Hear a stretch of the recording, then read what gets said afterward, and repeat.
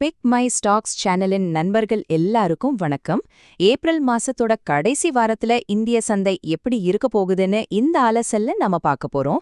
வாங்க நேரடியா விஷயத்துக்குள்ள போலாம். அடடா, போன வாரம் நிஃப்டி 50க்கு ஒரு கரடுமுரடான வாரமாவே இருந்துச்சு. பாருங்க, தொடர்ந்து 2 வாரம் நல்லா ஏறிட்டு இருந்த மார்க்கெட் போன வாரம் திடீர்னு 1.87% சரிஞ்சிருக்கு. இதனால இந்த வாரத்தோட தொடக்கமே கொஞ்சம் எச்சரிக்கையோட தான் இருக்கு. சரி, இந்த வாரம் நாம என்னென்னலாம் பார்க்க போறோம்னு ஒரு சின்ன ஓவர்வியூ பார்த்துடலாம். முதல்ல மார்க்கெட்டோட பொதுவான நிலைமை என்ன, அப்புறம் முக்கியமான டெக்னிக்கல் லெவல்ஸ், யாரு வாங்குறாங்க விக்கிறாங்க, எந்தெந்த செக்டர்ஸ் நல்லா இருக்கு, கடைசியா நம்மளோட கேம் பிளான் என்னன்னு எல்லாத்தையும் வரிசையா பார்க்கலாம். முதல்ல போன வாரம் மார்க்கெட் ஏன் இப்படி இறங்குச்சு, சந்தைக்கு அழுத்தம் கொடுத்த முக்கியமான காரணிகள் என்னென்னு கொஞ்சம் ஆழமா பார்க்கலாம் வாங்க. பாருங்க, இது ஒரே ஒரு காரணம் இல்ல, பல விஷயங்கள் ஒன்னா சேர்ந்துதான் மார்க்கெட்டை கீழே தள்ளியிருக்கு.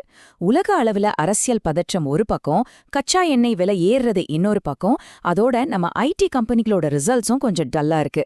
இதை எல்லாத்துக்கும் மேல வெளிநாட்டு முதலீட்டாளர்கள் தொடர்ந்து வித்துக்கிட்டே இருக்காங்க. இதெல்லாம் சேர்ந்துதான் ஒரு ரிஸ்க் வேண்டாங்கிற மனநிலையை உருவாக்கிடுச்சு. ஓகே, இப்போ பெரிய மேக்ரோ விஷயங்களை விட்டுட்டு சார்ட்ஸ் என்ன சொல்லுதுன்னு பாப்போம். ட்ரேடர்ஸ் ரொம்ப கவனமா பாக்குற அந்த முக்கியமான விலைநிலைகள் என்னென்னு பார்க்கலாம். இந்த அட்டவணைய நல்லா பாருங்க. இதுல சப்போர்ட் லெவல்ஸ் இருக்கு இல்லையா, அத மார்க்கெட் கீழே விழாம தாங்கி பிடிக்கிற ஒரு தர மாதிரி நினைச்சுக்கலாம். அதே மாதிரி ரெசிஸ்டன்ஸ் லெவல்ஸ்ங்கிறது ஒரு கூரை மாதிரி, அதை உடைச்சாதான் மார்க்கெட் மேல போக முடியும். நிஃப்டிக்கு 23,800 லெவல் ரொம்ப ரொம்ப முக்கியமான ஒரு சப்போர்ட். வெறும் விலை மட்டும் முக்கியம் இல்லைங்க, இந்தியா VIXயும் பார்க்கணும். இதுக்கு பேரு பய குறியீடுன்னு சொல்லுவாங்க. இது இப்ப அதிகரிச்சிருக்கு. இதுக்கு என்ன அர்த்தம்னா, வரப்போற நாட்கள்ல மார்க்கெட்ல பெரிய ஏற்ற இறக்கங்கள் இருக்கலாம்னு ட்ரேடர்ஸ் எதிர்பார்க்கறாங்க. சோ கொஞ்சம் ஜாக்கிரதையா இருக்கணும். சரி, அடுத்து ரொம்ப முக்கியமான ஒரு பகுதிக்கு வரும். அதாவது பணத்தோட போக்க நாம பார்க்கலாம். மார்க்கெட்ல யார் அதிகமா வாங்குறாங்க, யார் விக்கிறாங்கன்னு தெரிஞ்சுக்கிறது ரொம்ப முக்கியம் இல்லையா? இங்கே ஒரு சுவாரஸ்யமான கதை நடக்குது.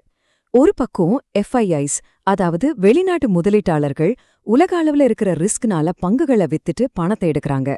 ஆனா இன்னொரு பக்கம் நம்ம DIIs, அதாவது உள்நாட்டு முதலீட்டாளர்கள், இந்த சரிவை ஒரு வாய்ப்பா பார்த்து தைரியமா வாங்கி மார்க்கெட்க்கு ஒரு பெரிய சப்போர்ட்டா இருக்காங்க. இந்த நம்பரை பாருங்க, 8,800 கோடி ரூபாய். நினைச்சு பாருங்க, ஏப்ரல் 24ஆம் தேதி ஒரே நாள்ல FIIs இவ்வளவு பெரிய தொகைக்கு பங்குகளை வித்திருக்காங்க. இதுவே அவங்க எந்த அளவுக்கு விற்பனை அழுத்தத்துல இருக்காங்கன்னு காட்டுது. மார்க்கெட் சரியதுனாலும் எல்லா செக்டாரும் ஒரே மாதிரி சரியாது. சிலது நல்லா தாக்கு பிடிக்கும், சிலது ரொம்பவே அடி வாங்கும். இப்போ எந்தெந்த துறைகள் வலிமையா இருக்கு, எது பலவீனமா இருக்குன்னு பார்க்கலாம். பொதுவாவே மார்க்கெட்ல ஒரு நிச்சயமற்ற நிலை வரும்போது முதலீட்டாளர்கள் FMCG, ஃபார்மா மாதிரி பாதுகாப்பான துறைகள் பக்கம் போயிடுவாங்க. இங்கேயும் அதுதான் நடக்குது. ஆனா IT துறை மாதிரி சிலது பெரிய கம்பெனிகளோட வருவாய் அறிக்கை சரியில்லாததால கொஞ்சம் அழுத்தத்துல இருக்கு. ஆனா பாருங்க, இதுலயும் சில நல்ல விஷயங்கள் இருக்கு. உதாரணத்துக்கு FMCG துறையில நெஸ்லேவோட ரிசல்ட்ஸ் ரொம்பவே சூப்பரா வந்திருக்கு. மார்க்கெட்டோட பொதுவான போக்குக்கு எதிரா இவங்க நல்லா செயல்பட்டிருக்காங்க. இப்போ உங்களுக்கான ஒரு கேள்வி, இந்த வாரம் நீங்க எந்த கம்பெனியோட ரிசல்ட்டுக்காக ரொம்ப ஆவலா காத்துட்டு இருக்கீங்க? மறக்காம கீழே கமெண்ட் பாக்ஸ்ல சொல்லுங்க, நாம எல்லாரும் அதை பத்தி பேசலாம். சரி, இப்போ இவ்ளோ விஷயங்களையும் பார்த்தாச்சு. இதையெல்லாம் மனசுல வச்சுக்கிட்டு இந்த வாரம் நாம எப்படி ட்ரேட் பண்ணலாம்? நமக்கான ஒரு தெரிவான கேம் பிளான் என்ன? இந்த மாதிரி நிலையற்ற மார்க்கெட்ல தற்காப்பு தான் சிறந்த தாக்குதல். முதல்ல லாபம் பாக்குறத விட நம்ம முதலீட்டை காப்பாத்துறதுல கவனம் செலுத்துங்க.